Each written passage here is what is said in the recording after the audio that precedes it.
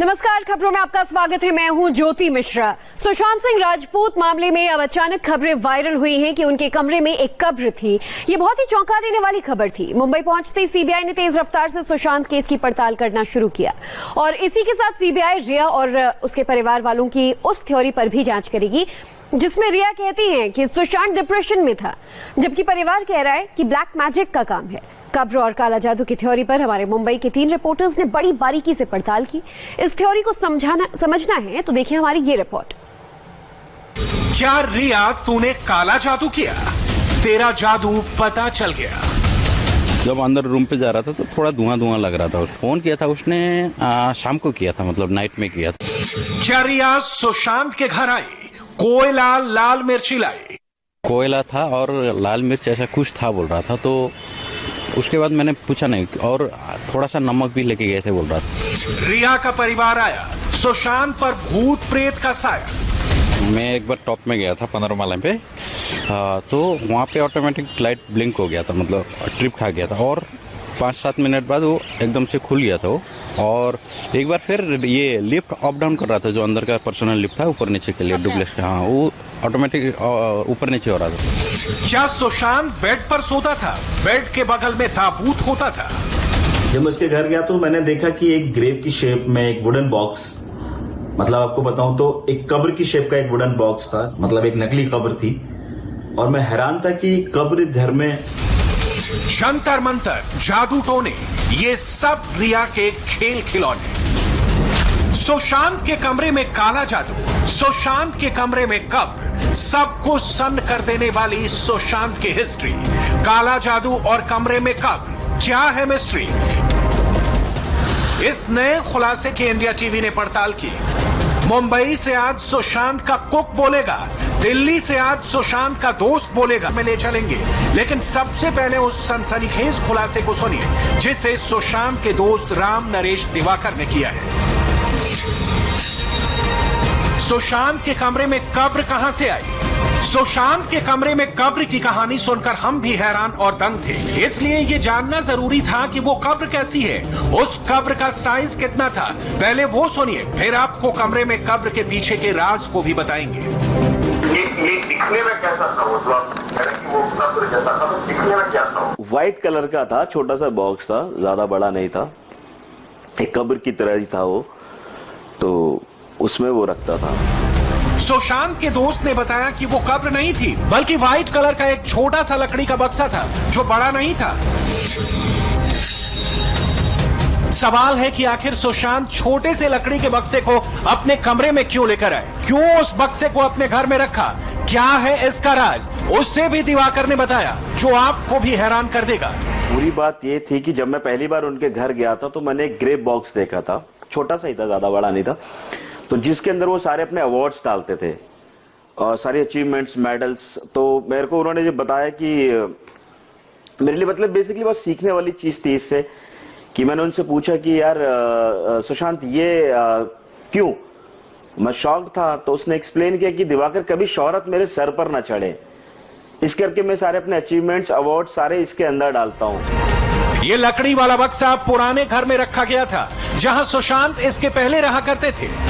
ताबूत की कहानी के बाद हमने रिया के ब्लैक मैजिक और रिया के भूत प्रेत वाले दावे की हकीकत भी जाननी चाहिए। क्या है सुशांत और भूत वाले रिया के दावे का सच, वो सुनिए। वो आदमी शिव का बहुत बड़ा भक्त था, जो सुबह शाम मतलब शिव की भक्ति में लीन रहने वाला आदमी। उसको चारों वेदों का ज्ञान था, ये शायद पता हो ना हो, मुझे नहीं पता लोगों को। चारों वेद उस आदमी ने संस्कृत में पढ़े हुए थे। मेरे पास वो चैट में भी पढ़ा होगा कहीं ना कहीं। उसने मुझे बोला ये पढ़ ले दिवाकर, किसी चीज की जरूरत नहीं है। सारे ओम ओम शिव के जो मंत्र होते उसको मुंह जबानी याद थे। वो आदमी को आप कह रहे हो कि भूत, क्या मजाक है ये? अगर सुशांत को डेंगू था तो डेंगू के इलाज की जगह ब्लैक मैजिक से इलाज क्यों? रिया नजर उतार रही थी या दिलो दिमाग में उतर रही थी? आगे सुनिए कि जिस दिन ब्लैक मैजिक हो रहा था उस दिन सुशांत के साथ क्या क्या हुआ। आके उतार के चला गया था बोल रहा था। वो जब अंदर रूम पे जा रहा था तो थोड़ा धुआं लग रहा था उसको, तो उसने उसी टाइम में। कौन सा टाइम था, कौन सा वक्त हो रहा था? दोपहर, रात? मेरे को जो फ़ोन किया था उसने शाम को किया था, मतलब नाइट में किया था, लेकिन वो मेरे ख्याल दिन की बात है। पता नहीं क्या क्या था बोल रहा था, वो मेरे को इतना याद नहीं आ रहा। थोड़ा बहुत बताइए यादों। कोयला और क्या? कोयला था और लाल मिर्च ऐसा कुछ था बोल रहा था। तो उसके बाद मैंने पूछा नहीं, और थोड़ा सा नमक भी लेके गए थे बोल रहा था। तो मेरे को इतना आइडिया नहीं है उसका। ये वो प्रमाण है जिसे सुशांत के साथ काम करने वालों ने साक्षात देखा और सुना। इस बीच हमें एक ऑथेंटिक प्रमाण मिल गया, जिससे पता चला कि रिया चक्रवर्ती सुशांत सिंह राजपूत को एक तांत्रिक के पास भी ले गई थी, जहां तंत्र मंत्र से सुशांत का इलाज कराया गया था, जो खुद को स्पिरिचुअल हीलर मानते थे, जिनका नाम है मोहन सदाशिव जोशी। जब उनसे रिया के बारे में पूछा गया तो उन्होंने इस बात की तस्दीक की कि रिया ने फोन किया था और मैं घर गया था और पूरे घर को देखा। रिया ने मुझे फ़ोन किया और रिया ने फ़ोन करके मुझे रिक्वेस्ट की, तो मैं उसके घर में गया। उन्होंने मेरे को डायग्राम भेजा था पूरा घर का। उनका घर नहीं था, वो क्लब था ललित होटल के पीछे का, जहाँ मैं गया। मेरी ट्रीटमेंट मेरा जो ब्लेसिंग जैसा है वो 5 मिनट रहता है, 2 या 5 मिनट। तो वहाँ मैं शायद 25-1 मिनट रुका होगा ना। मोहन जोशी ने बताया कि दूसरे दिन फोन करके रिया ने बताया कि सुशांत ठीक है, मुस्कुरा रहा है, अच्छे से बात कर रहा है। सवाल सिर्फ सीधा है कि 21वीं सेंचुरी। रिया चक्रवर्ती ने सुशांत को लेकर कई थ्योरियां फ्लोट की थी, जिसमें सबसे बड़ी थ्योरी डिप्रेशन बताई थी, जिसकी ना घर वालों को खबर दी और ने डिप्रेशन वाली दुनिया को बताई। उस थ्योरी को उनके घर हुए लघु रुद्राभिषेक में शामिल पंडित योगराज शास्त्री ने खारिज कर दिया। इसी पूजा में पंडित योगराज शास्त्री शामिल हुए थे। उनसे हमारे संवाददाता राजेश मौर्य ने बात की, उसे सुनिए, फिर पता चलेगा कि रिया के डिप्रेशन वाली थ्योरी कहां तक सही है। कैसा उनका व्यवहार कैसा था, स्वभाव कैसा था, क्या आपको परेशान बीमार लग रहे थे वो? हमें तो किसी प्रकार का कोई बीमार लग नहीं रहे थे वो, और बहुत प्रसन्न थे और हर बात पे हंसना मुस्कुराना।